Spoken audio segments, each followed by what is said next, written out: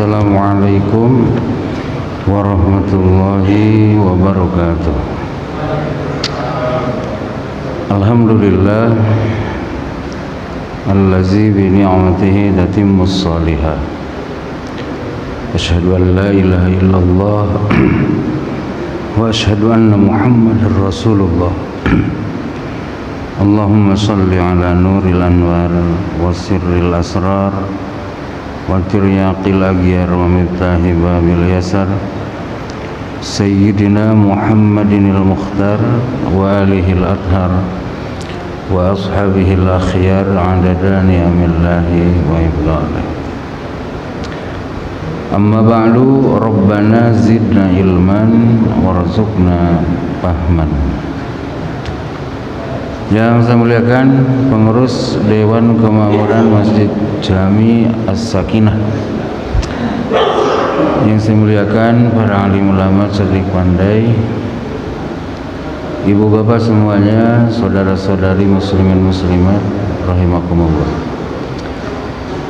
Puji syukur kita persembahkan kehadirat Sang Maha Pencipta Allah Subhanahu wa taala yang telah mengaruniakan beragam kenikmatan, nikmat zahir, nikmat batin, sehingga nikmat-nikmat itulah yang kemudian menjadikan kita bisa menjalani hidup ini dengan aman, nyaman, sentosa, ya. Perut tak kurang makan, ke hati pun alhamdulillah masih nyambung kepada Sang Pencipta.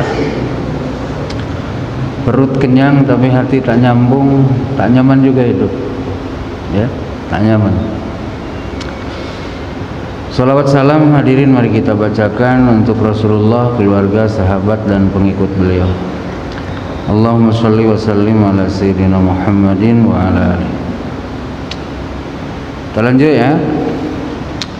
Judul baru, babun Hasus sultani wal qadhi wa ghairihima min wulatil umur ala ittikhadhi wazirin salihin wa tahdhirihim atau wa tahdhiruhum min qurana'is su wal qabuli minhum. Bab dengan judul motivasi kepada sultan, pemimpin, kepada qadi, hakim atau selainnya dari para penguasa, didorong mereka untuk mengangkat pembantu-pembantu yang baik, yang salih, dan mereka di warning, ya, sultan, qadi diberi warning,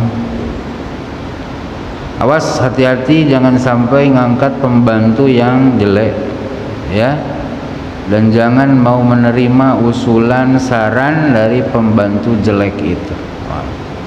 Jelek akhlak maksudnya, ya, dan jelek rupa. Jadi sultan dulu mas sultan, ya, sultan. Setelah abad 20, ya, abad 19, nah, baru ada istilah presiden, perdana menteri, ya. Kalau dulu makan kaisar, raja, apalagi khalifah, ya, istilah-istilah pemimpin. Kalau tingkat wilayahnya amir, ya, amir, istilah gubernur lagi. Ya mungkin karena hal tersebut sudah tak dipakai, ya tetap nilai kepemimpinannya kan masih melekat juga, meskipun nama tak sama lagi, kan. Sekarang kan wali kota, gubernur, presiden, perdana menteri. Mungkin ke depan lain lagi nanti nama pemimpin itu, mungkin tak presiden lagi, kan. Istilah itu kan berganti, manusia yang buat. Presiden didorong oleh Allah, oleh Rasulnya itu untuk ngangkat pembantu presiden, ya menteri, udahlah. Pembantu gubernur, ya apa namanya, ketua staf ahli ya. Staf ahli itu sama juga jabatan ya, staf ahli, kepala dinas, kepala biro. Yang gimana? Yang sholih. Sholih itu ya berkarakter lah bahasa sekarang ya, berkarakter, berintegritas, punya komitmen untuk menegakkan keadilan ya, kebenaran. Dan mereka para pemimpin diwanti-wanti oleh Allah dan Rasul agar mereka tak mengangkat pembantu yang apa? Yang yang jelek akhlak ya, yang jelek akhlak, yang tidak bermoral. Allah Ta'ala berfirman, A'udzu billahi minasy syaithanir rajim. Bismillahirrahmanirrahim. Al-akhillau yawma idzin ba'duhum li ba'din 'aduwwun illal muttaqin. Para kekasih, al-akhillah itu orang yang saling berkasih pada hari itu ya, pada hari kiamat. Sebagian mereka untuk sebagian yang lain jadi musuh, kecuali kalau yang berkasih-kasih itu adalah orang muttaqin, orang yang bertakwa. Jadi kita yang di dunia sekarang ya istilahnya kawan ya, berkawan,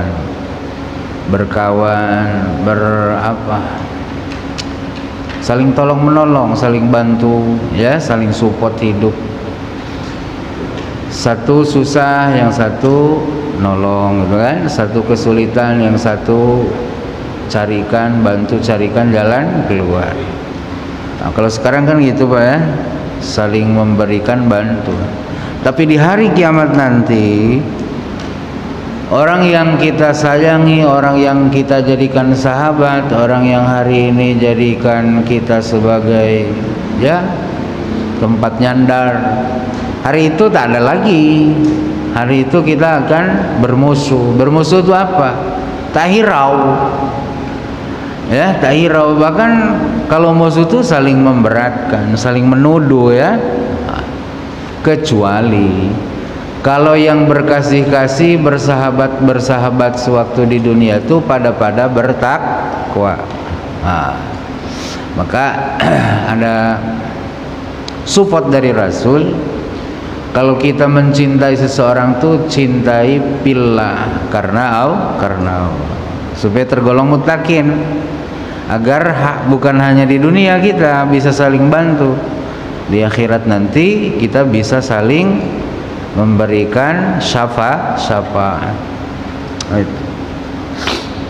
Berteman dengan Pak Imam ya baik, di akhirat tuh mungkin ngawanin dengan kita ya, kurang-kurang sedikit mungkin minta izin dengan Allah, kalau Allah izinkan boleh kamu tolong, kan gitu nanti, betul lah, luar biasa.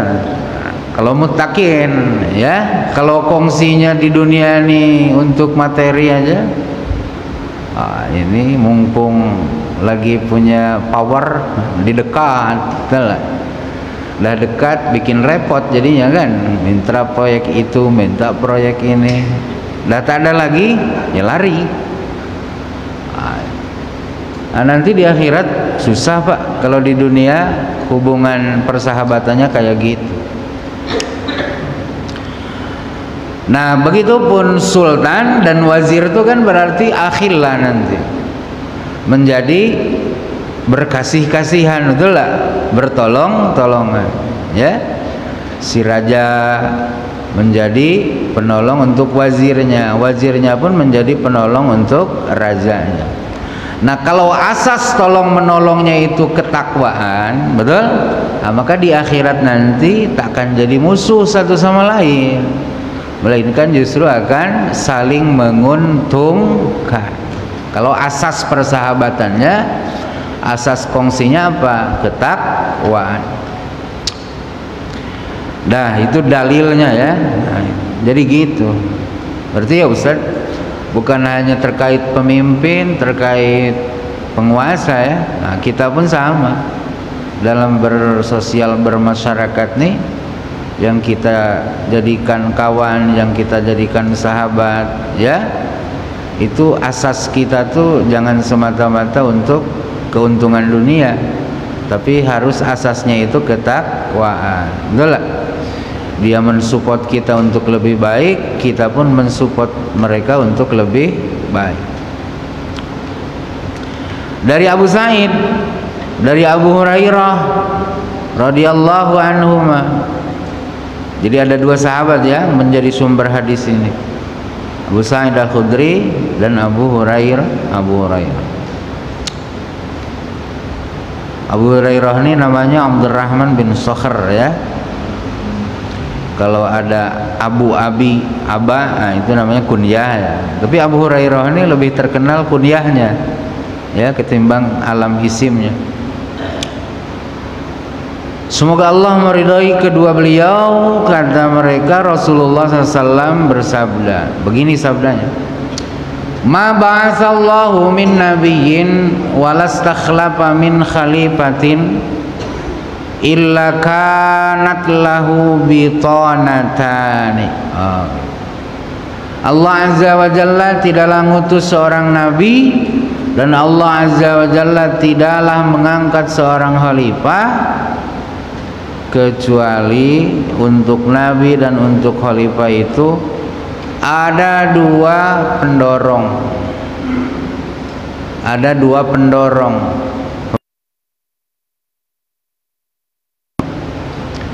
yang mensupport, tapi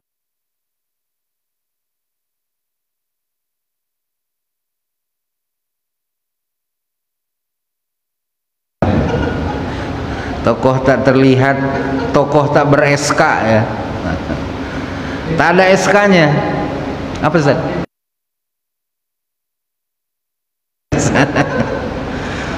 Antimpres khilafat dahir, dia tak nampak, tapi keputusan Nabi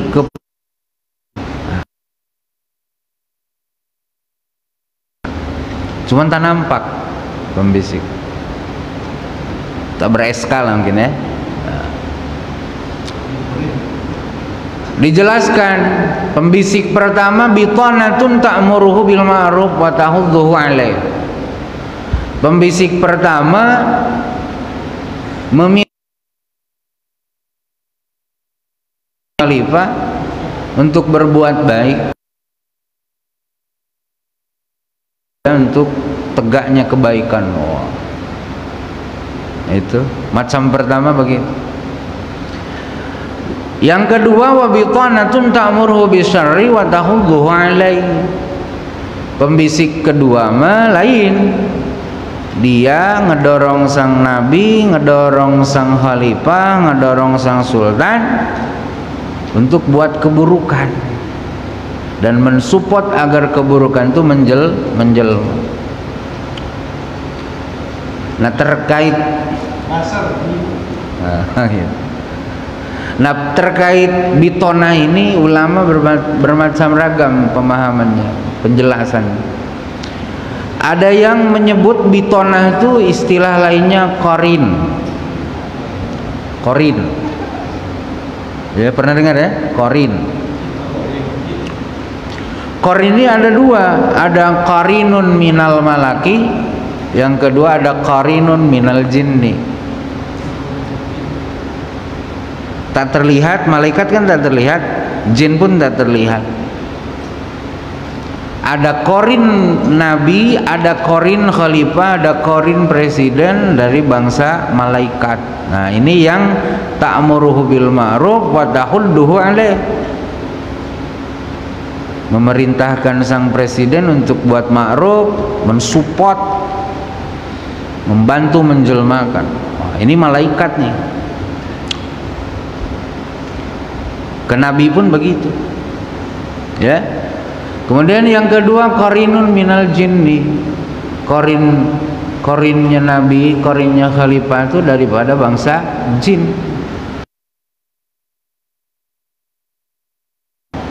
nyuruhnya kepada keburukan, nyuruhnya kepada keburukan. Tiada kita ya. Mungkin kalau dalam hadis lain kan setiap kita punya qarin, meskipun bukan presiden, meskipun bukan nabi, meskipun bukan khalifah. Tapi mungkin qarin yang menyertai nabi, menyertai khalifah ini mungkin rajanya qarin kan. Masa qarin kecil kan? Qarinnya mungkin jinnya dari ya kelas elit juga. Gitu kan? Ya kalau kita yang hari-hari maksiat mungkin raja jin pun nyuruhnya tak yang hebat-hebat, awak goda aja, duduk aja, nanti tak awak goda pun buat dia katanya. Nah, gitu Pak.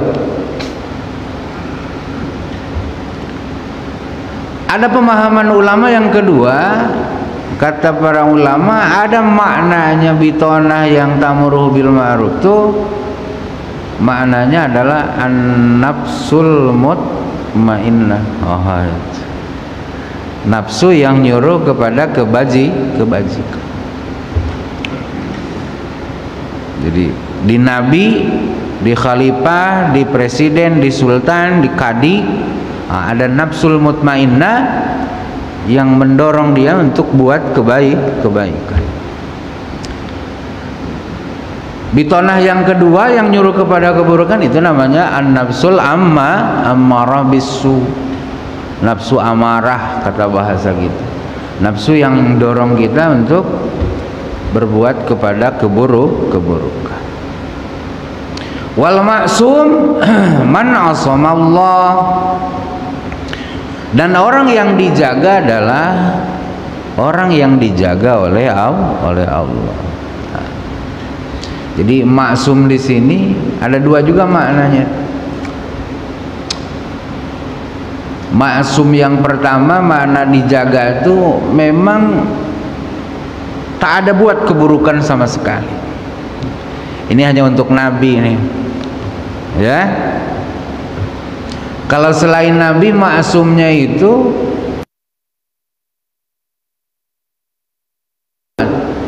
tapi segera disadarkan.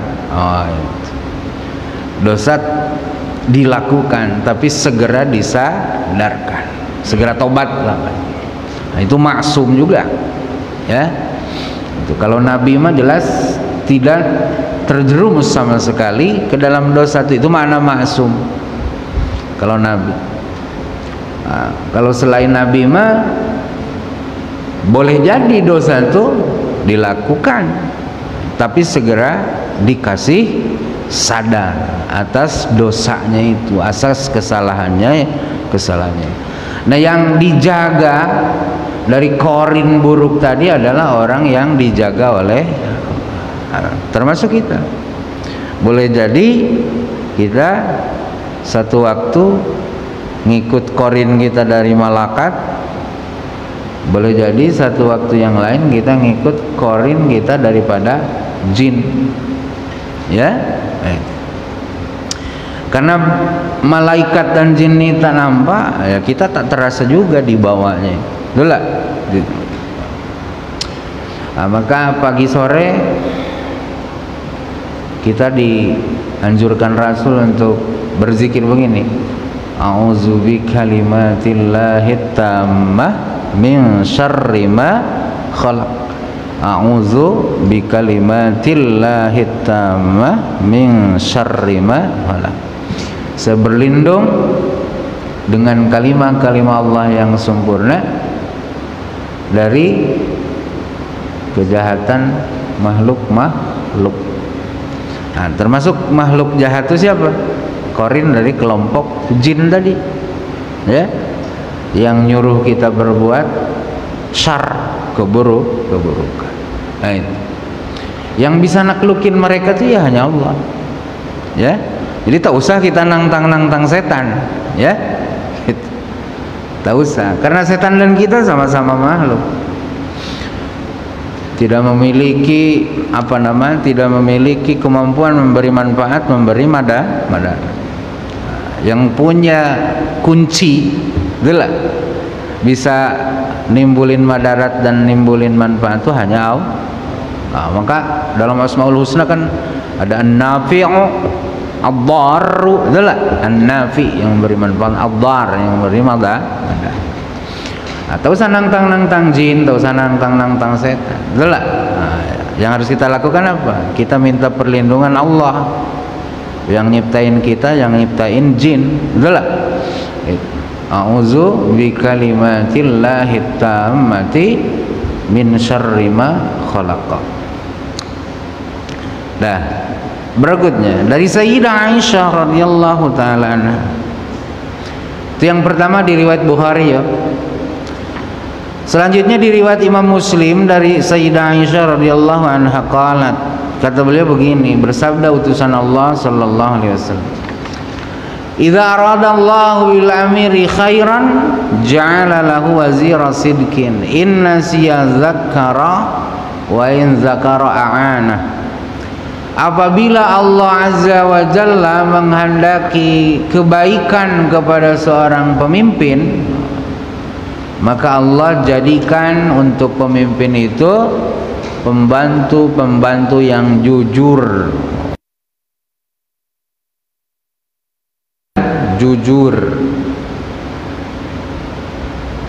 Kepala dinas yang jujur, kepala seksi yang jujur, sidik tuh.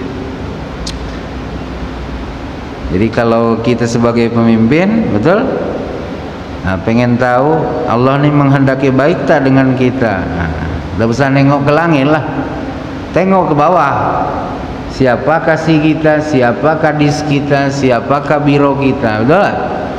Siapa asisten 1, 2, 3 kita? Sidikkah atau tidak sidik gitu loh. Kalau sidik, nah itu tanda bahwa Allah menghendaki kita menjadi amir, menjadi pemimpin yang baik. Allah menghendaki kebaikan dengan. Di tanda-tanda kehendak Allah dengan pemimpin tuh gitu. Tengok menterinya, ya. Setelah diangkat tuh gimana? Gimana tuh karakter menteri yang jujur tuh? Gini nih, inna siya zakarahu, bila sang pemimpin lupa, sang menteri segera ngingetin, Pak, keliru tuh Pak, gitu loh, itu salah hitung tuh Pak, prediksi ini jauh Pak, gitu, bukan AB.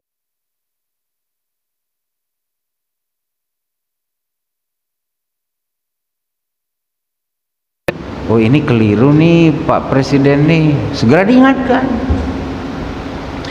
Wa in zakara anahu, dan bila sang presiden itu sudah on the track, sudah pas, dia punya perencanaan, dia punya keputusan, betul? Aanah. Apa yang dikehendaki sang presiden ini.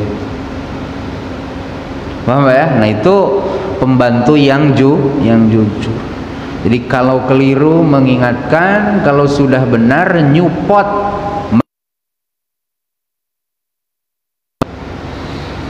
Wa in arada wa idza arada bihi ghaira dzalik, dan apabila Allah menghendaki sang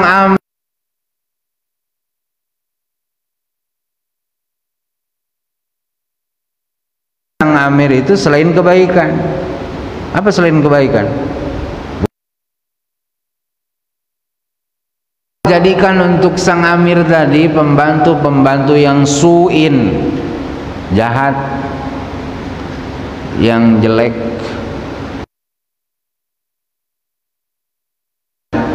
Kepala dinas yang jahat tuh gimana? Gini, inna siyalam yudzakirhu, bila sang presiden, bila sang gubernur, bila sang wali kota lalai, lupa, gitu ya, dari tugas yang semestinya, dibiarnya, tak ada diingatkan, mampuslah. Oh gitu. Bahkan dia nengok dari jauh, kena dia, kena. Bahaya kalau kita punya pembantu. Betul lah. Bahkan dilemparnya umpanan, tambah lagi biar makin jauh. Bahaya nih. Kalau kita punya kasih macam ini, punya kepala dinas, punya kepala biro kayak gini, hancur. Kita keliru tuh dibiarkannya makin jauh dalam kekeliruan, bukan ngingetin. Ya mungkin itu juga ya dalam organisasi yang lain, kan pemimpin tuh kan tak sendiri, betul lah, ada pembantunya, ada apa ya istilahnya tuh, ada koordinatornya, betul lah, ada seksi. Wa in zakara lam yu'inhu, dan bila sang amir itu dah benar, dah on the track, dah di atas aturan, dah berjalan di atas yang semestinya, lam yu'inhu, cuek, tak ada nak bantu. Dia punya program, aku nengok aja dari jauh, tak ada support sama sekali. Boro-boro hadir, betul lah, mensupport bahagia dengan prestasi pimpinannya pun tidak. Itu berarti dia pembantu yang buruk, menteri yang buruk, ya itu. Kepala biro buruk, asisten buruk, kasih buruk. Kenapa?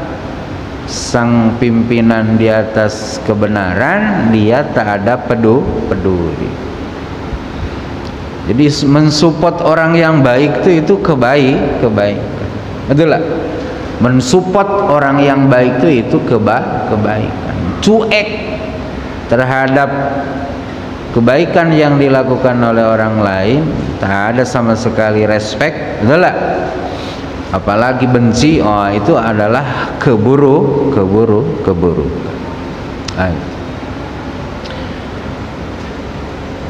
Panjang ya. Lanjut. Ini masih nyambung nih dengan apa? Kepemimpinan. Berikutnya judulnya agak dekat dengan yang sebelumnya. Tapi kalau kemarin kepada kita larangan minta dengan imam agar dikasih jabatan, kalau sekarang sang imam ya dilarang ngasih jabatan kepada orang yang meminta jabatan. Kalau kemarin kan kita yang dilarang minta jabatan dengan imam, Pak Imam kasih jabatan saya, gitu kan. Kalau sekarang bukan, sang imam dilarang ngasih jabatan kepada orang yang minta jabatan kepada. Paham ya? Sang imam dilarang ngasih jabatan kepada orang yang minta jabatan, atau orang yang menurut prediksi Pak Imam, pemimpin, dia ini punya ambisi. Ya paham lah gimana orang ambisi kan. Itu banyak muji-muji, banyak ngampu-ngampu, itulah. Kalau tadi undang marah, tadi sebut nama merajuk, itu ambisi namanya. Tanda-tandanya lah ada lah, kan gitu. Imam tuh presiden, gubernur, wali kota tuh ngerti, wah ini ambisi betul orang. Ada larangan, jangan dia dikasih jabatan. Itu. Dasarnya adalah hadis di riwayat Bukhari Muslim, di riwayat Abu Musa al-Ash'ari radhiyallahu anhu. Kata beliau begini, saya bersama dua orang lelaki dari anak-anak paman saya. Ya, tadi sebut siapa paman yang dimaksud dan siapa anak paman itu tadi sebutkan. Mungkin untuk meringkas saja lah, singkat cerita aja gitu. Atau mungkin karena kurang baik, itu ya. Tadi salah satu dari dua anak paman saya tadi bilang dengan Nabi begini, ya Rasulullah, amarna ala ba'di ma wallakallahu azza wa jalla. Wahai utusan Allah, angkatlah kami pada sebagian apa yang Allah telah kuasakan itu kepadamu. Oh. Jadi Rasul kan jadi pemimpin, betul? Angkatlah kami menjadi pembantumu untuk ngurus apa sajalah, gitu kan? Waqala al-akhar mithlu dalik. Kemudian anak pamannya yang satu lagi pun minta juga dengan Nabi, permintaannya persis sama dengan ucapan yang sebelum. Maka Rasul menjawab, lihat jawabannya ngeri, Mak.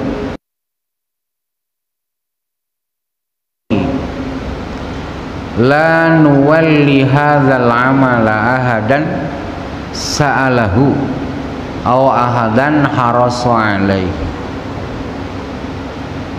Inna bagai nun ya, inna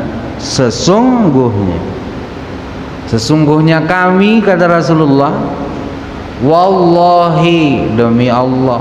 Oh, ini artinya ucapan Rasulullah ini tak datar lagi nih, dah naik nih Pak, dah ngegas bahasa sekarang, paham? Ini warning nih, kalau sudah begini nih ngeri tuh. Sudah ada inna, sudah ada sumpah. Kayak saya jelaskan kan, seperti wal asri, surat wal asri itu, wal asri kan sumpah. Inna taukid, al insan, lafi lamnya kan taukid lagi tiga, sumpah, inna, kemudian lam, taukid. Artinya apa? Surat wal asri itu tak datang. Yang diajak bicara tuh ya kita lah, betul lah. Itu posisinya tuh munkirun, diposisikan, dianggap tak percaya dengan isi sumpah innal insana lafi husrin illal ladzina amanu. Maka menggunakan 3 perangkat, betul lah, alat untuk memperkuat omong. Paham Pak ya? Jadi sumpah tuh bukan sembarang pakai ya, ada maksud dan tujuan. Artinya apa? Rasul tegas bahwa beliau tidak akan memberikan, la nuwalli hadzal amal, kami tidak akan memberikan kuasa kepada seorang pun atas pekerjaan ini di mana dia minta untuk dipekerjakan di amal itu, atau dia berambisi untuk menduduki jabatan ini, kami tak akan, kata Rasul. Kami tak akan. Tapi lain pula sekarang itulah, kalau lembek ini tak ada dia motivasi nak kerja.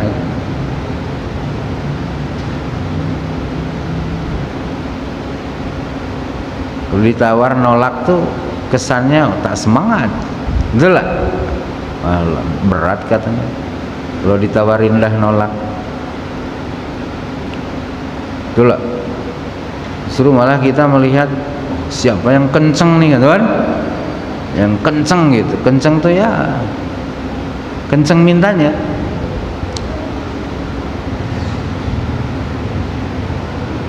Jadi macam mana ya kalau pemimpin tuh justru sebaliknya, betul lah, wanifiro kata dia, betul lah, wanifiro baru kukas. Oh itu double berarti kan, dia yang nawar,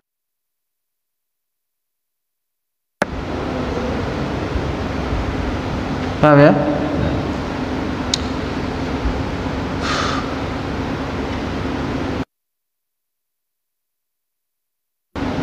Tapi agak berat ya nerima ini zaman sekarang, itulah.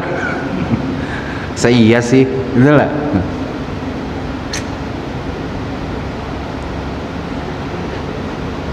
Ya udahlah, dengar aja, itulah. Bisa buat tak bisa buat itu kan terpulang kepada kita masing-masing. Betul lah. Paling tidak kita istighfar lah, betul lah. Ya Allah dosa lah aku. Paling tidak begitu. Jangan sudah ada dosa tak ngaku pula berbuat dosa, selambe aja. Betul lah. Kan masih mending kan, masih mending.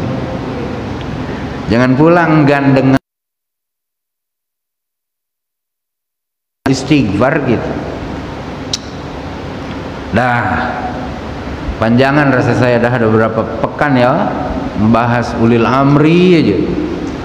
Nah, tapi kesimpulannya gitu, bahwa kita dengan tahu bahwa agama ini bukan tutup mata dengan urusan kekuasaan, urusan politik, maka kita awas, jangan sampai tak melek politik.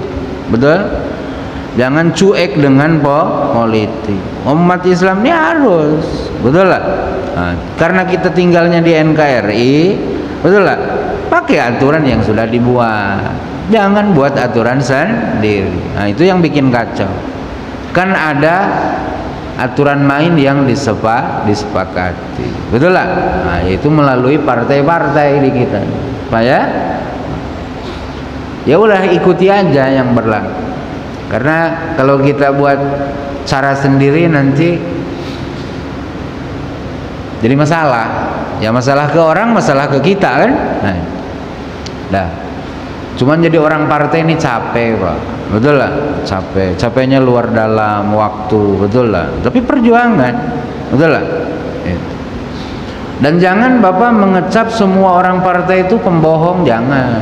Tidak, Pak, tak ada lah orang yang senang dengan kebohongan. Kalau Bapak melihat sebagian berbohong, ya jangankan orang partai, kita aja banyak yang bohong kok. Betul lah. Nah, guru banyak juga yang bohong, ustadz banyak juga yang bohong, imam ada juga yang bohong, betul lah. Nah, jadi jangan celat orang partai kita bilang pembohong, kita tak menilai diri sebagai pembohong, padahal kita kadang-kadang bohong, betul lah. Nah, tak adalah di bumi ini yang 100% isinya kebaikan, betul lah. Nah, kadang di masjid aja kita buat dosa, padahal tempat baik, betul lah. Kadang ngaji, dengar ngaji aja kadang ada juga nyelip keburukan, betul lah. Kita dengar YouTube kan, bukan serius nak dengar, nak cari salah di mana salahnya orang ini kan buruk jadinya. Oh, perhatikan cara baca Qur'annya, bukan mau i'tibar tapi nyari di mana salah baca, betul lah. Nah, kan buruk tuh, paham Pak ya? Jangan anti politik gitu, betul. Harus terjun, betul lah. Paling tidak berpartisipasi menjadi pemilih ya. Jangan diam. Nanti sekali lagi saya sampai di sini. Kalau kita anti dengan politik, kita enggan berpolitik. Sekali lagi saya sampai. Kita jadi kebo nanti, Pak. Kebo yang sudah diikat hidungnya. Kita tak usah diatur dengan orang tua, ditarik sama budak 5 tahun aja ngikut. Ya, nah itu. Di Quran tuh ada ayat khusus tentang kekuasaan. Ayo baca. Qulillahumma malikal mulki tu'til mulka man tasha wa tanzi'ul mulka mimman tasha wa tu'izzu man tasha wa tudhillu man tasha. Nah, untuk abad 20-21 ini bentuk kekuasaan tuh macam rupa di dunia tuh ya. Ada kerajaan kayak Saudi, betul lah. Gitu. Ada semi kerajaan kayak mana Malaysia, betul lah. Ada sultan kayak Brunei, betul lah. Ada presidensial seperti Indonesia. Tuh, macam rupa.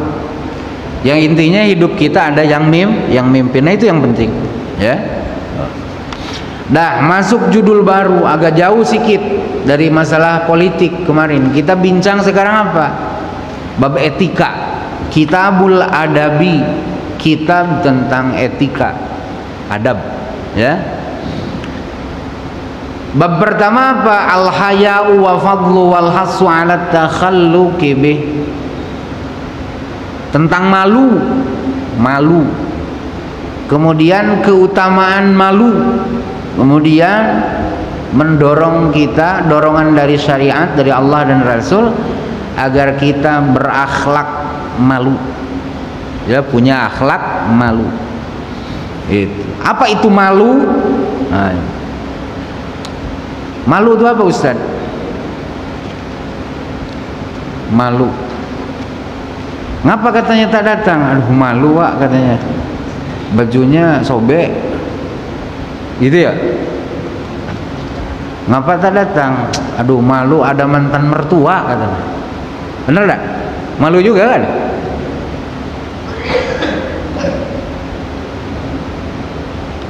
Kemana Pak Guru tadi? Tak pergi saya, nak pergi segan dari mobil nampak Pak Anu katanya. Malu aku belum bayar utang katanya. Malu juga kan? Malu yang diceritakan di kitab ini apa maksudnya? Itu malu juga kan? Ternyata malu yang hakikat tuh begini, ini penting ya. Hakikatul haya khulukun, bukan khalqun ya, khulukun. Nulisnya kalau tanpa baris sama, kho lam qaf. Khulukun itu apa artinya? Akhlak, budi. Kalau khalqun, makhluk, ya, bentuk. Maka Rasulullah itu sesempurna manusia, akmalan nasi khalqan wa khuluqan. Khalqan bentuk tubuh, gitu. Wa khuluqan lan akhlak. Jadi hakikat malu itu adalah khuluq, akhlak, ya. Ya ba'asu ala tarkil qabihi, yang mendorong si akhlak tadi, mendorong pemiliknya untuk ninggalin hal-hal buruk. Qabih ya, bukan dosa, qabih, buruk. Tak mesti dosa. Kalau dosa udah jelas ya, qabih banget gitu. Bukan dosa, tapi jelek. Jadi yang kalau seseorang punya akhlak itu, punya akhlak malu, mendorong dia untuk ninggalin hal-hal buruk. Wa yamna'u minat taksiri fi haqqi dzil haqq, dan akhlak tadi mencegah sang pemiliknya untuk meninggalkan taksir. Meninggalkan taksir itu tidak gegabah di dalam menghargai hak orang lain. Oh, paham ya?